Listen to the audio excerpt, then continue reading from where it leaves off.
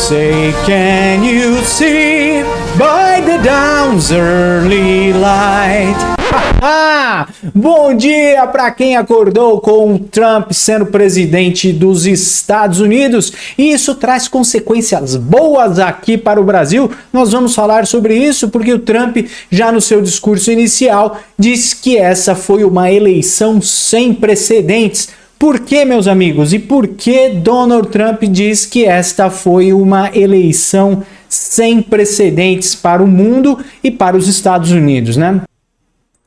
Simplesmente porque os republicanos retomaram a maioria no Senado dos Estados Unidos após 4 anos, exatamente, meus amigos.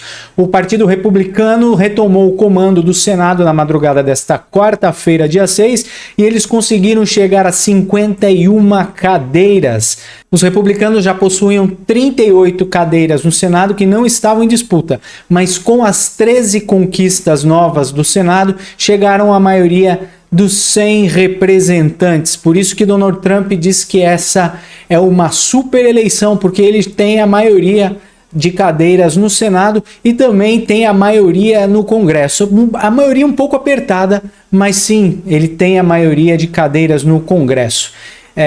São 435 cadeiras, o Senado tem 34 vagas ainda em disputa esse ano. O resultado desta terça desempenha um papel importante na determinação da facilidade com que o vencedor da eleição presidencial governará até as próximas eleições em 2026. Então temos aqui um mapa dos Estados Unidos que mostram em vermelho aonde os republicanos ganharam, são os estados em que os republicanos ganharam. Em cinza são os estados que não tem votação para senador, mas aqui na parte azul é onde os democratas ganharam, né? Então a gente pode ver uma maioria ainda aqui no Senado americano dos republicanos. Mas essa não é nem a notícia principal. A notícia principal é que esse bando de comunista, esse bando de blogueiros do puxadinho na Rede Globo, né, da Globo News, estão chorando. Ah, meu Deus, como é bom nadar nas lágrimas dos comunistas. Olha só, o que vemos aqui é o idiota do Guga Chakra, o imbecil, chorando.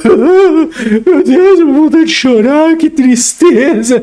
Olha só que papel vergonhoso e humilhante desse sujeito aqui numa emissora de televisão. Tá certo que a Globo News é o puxadinho do PT, mas olha só a cara deste sujeito, da criatura, chorando porque Donald Trump venceu a eleição.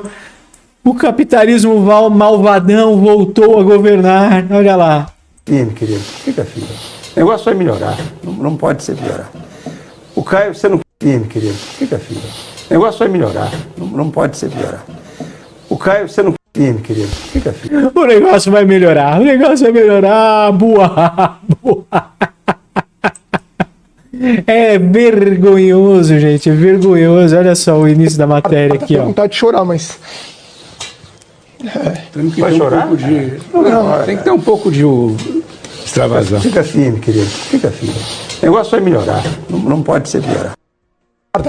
Você vai chorar? Você vai chorar? Você tem que ser um pouco de homem. Só faltou lá, você tem que ser um pouquinho mais homem, né? Vai chorar por quê, meu filho?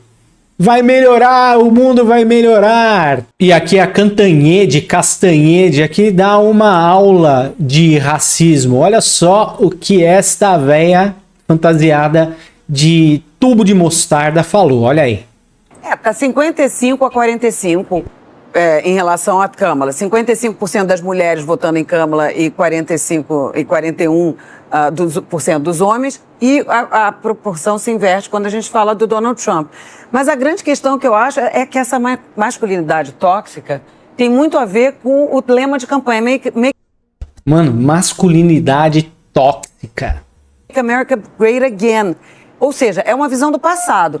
Um dos fatores que animaram os eleitores a, pelo menos, ouvir a Kamala Harris, como você estava dizendo, é o fato de não ser mais uma corrida entre dois homens brancos com mais de 70 anos. Agora diz aí, ela não tá sendo racista ou não existe racismo inverso? Dois homens brancos? Qual que é o problema de dois homens brancos comandarem o país? Não tô entendendo o raciocínio dessa véia louca. Kamala Harris é relativamente jovem, como a gente estava falando, ela tem 60 anos, mas Barack Obama tinha 46, né? Quer dizer, os candidatos na faixa dos 40, John Kennedy também tinha na faixa dos 40. Então é muito surpreendente que hoje a gente acha, Bill Clinton também. Então a gente hoje achar que 60 anos é jovem, eu já estou perto, né? Eu já tenho mais de 50. Claro que é jovem. Mas é só para dizer. Tá acabado, hein, mulher filha? Já tem quase 50, tá acabadinha. Tá até vestida de maracujá. Dizer que já tivemos candidatos por volta dos 40 que se elegeram, e isso também aponta para uma falta de renovação na política, né? Claro. Porque se a disputa ia ser entre dois homens brancos com mais de 70 anos, é lamentável, né? Ainda bem que houve uma pequena renovação e que... É lamentável ficar falando que dois homens brancos vão comandar o maior país do mundo, não é? Agora eu acho que os partidos vão ficar mais ligados nisso, de ter candidatos mais jovens para não repetir o erro que os democratas fizeram nessa eleição. Tá 55... É lamentável. Chora na cama que é lugar quente como nada. Aqui estão as projeções, né? De como o Donald Trump venceu. Deixa eu voltar um pouquinho aqui. Deixa eu tirar a música para não dar direitos autorais. E temos aqui o quanto foi o voto popular, né? 66 milhões para Kamala e 71 milhões para Donald Trump, o amarelão. E essa é a maré vermelha para presidentes lá nos Estados Unidos. O partido de direita, né, o Partido Republicano, é representado pela cor vermelha. Olha só o mar vermelho aqui. The Red Sea, afogando os azuizinhos que são os democratas. A Kamala Harris, como eu já falei, 71 milhões de votos para Donald Trump e 66 milhões de votos para Kamala Harris. E aqui tem as regiões, né, onde o Donald Trump venceu Kamala Harris nas eleições americanas. Aqui já falamos da guerra cultural, não é? Do puxadinho da Globo News, que faz aquele racismo maroto ao contrário, né? Dizendo que o governo dos Estados Unidos vai ser liderado por dois homens brancos. Lamentável. Aqui temos o Space Liberdade, mostrando o choro do Lully, que vai ter que sambar miudinho agora com o Donald Trump no governo. E aqui a preocupação, né? A preocupação e o chororô do camarote na Lula News. Direita no mundo, a principal questão que se coloca no governo Lula, tá? É o seguinte, é o avanço da extrema-direita no mundo, Júlia. Por quê? Porque faz um paralelo com 2016. A vitória do Trump em 2016 abre espaço para um cenário também de crescimento da extrema-direita no mundo, inclusive aqui no Brasil com Jair Bolsonaro. Então essa é a principal questão que se coloca. E lógico que se teme sim essa preocupação de vitória do Trump nos Estados Unidos e qual a influência daqui para frente, inclusive aqui no Brasil, inclusive na eleição de 2026 aqui no Brasil. Então isso está bem claro. Do ponto de vista... Camarote, você está admitindo que Jair Messias Bolsonaro poderá voltar em 2026? Ou eu estou enganado? O que vocês acham, pessoal? Escrevam aqui nos comentários se você acha que Jair Bolsonaro vai voltar livre, leve e solto para ser eleito novamente presidente do Brasil, assim como Donald Trump o fez. Econômico, você tem uma preocupação também, que ela é mais pontual, mas ela é considerada importante. Você tem, na vitória do Trump, um cenário de maior gasto público nos Estados Unidos. E isso daí, lógico, você tem também uma sinalização de uma pressão inflacionária por lá e aumento de juros por lá. E aqui o aumento, a precificação, ou seja, o fortalecimento da moeda americana aqui no Brasil. É lógico que isso preocupa e isso é um fator, um dos fatores, eu diria, para o crescimento do dólar mais recentemente aqui em relação ao real. Agora, outros pontos são colocados e aí vem uma questão que eu vi de alguns diplomatas ontem e hoje. Uma preocupação assim, com a verbalização do presidente Lula. Eu queria saber o que o Lula verbaliza, o cara não sabe nem falar. Torcida em relação à Kamala Harris. A percepção é que é um erro, porque no caso de vitória do Trump, vai ter que negociar com o Trump. Ponto. Então, essa é uma questão colocada. O Brasil vai ter que sambar muito miudinho na mão do Donald Trump.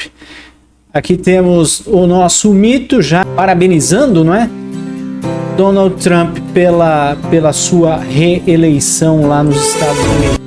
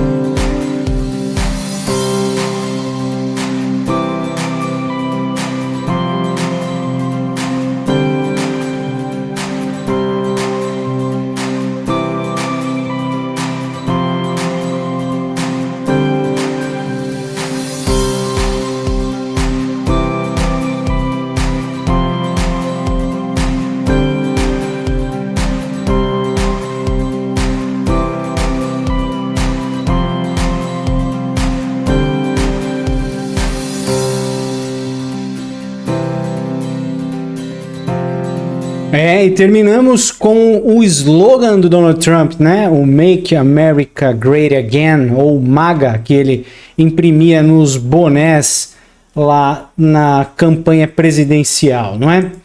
Então nós temos agora um novo presidente, velho presidente, né, reeleito lá nos Estados Unidos, que vai impactar enormemente a política aqui no Brasil. O senhor Alexandre de Moraes vai perder seus privilégios com a turminha do Biden lá, porque todo mundo sabe que Alexandre de Moraes e o STF tem um conluiozinho lá, faz um tricô com o pessoal lá nos Estados Unidos para passar informações para ele. Foi uma coisa dessas que aconteceu quando o Felipe Martins aqui foi preso sem provas pelo STF e o Alexandre de Moraes deu o seu jeito de contactar o pessoal lá nos Estados Unidos para tentar forjar um cartão de embarque, né, dizendo que o Felipe Martins fugiu do país com Jair Bolsonaro, o que acabou não acontecendo, foi tudo mentira, o cara ficou preso e o STF não conseguiu provar, não conseguiu produzir, né, essas provas que incriminassem o Felipe Martins. Então vamos iniciando uma nova era, vamos ver o que o futuro nos aguarda com Donald Trump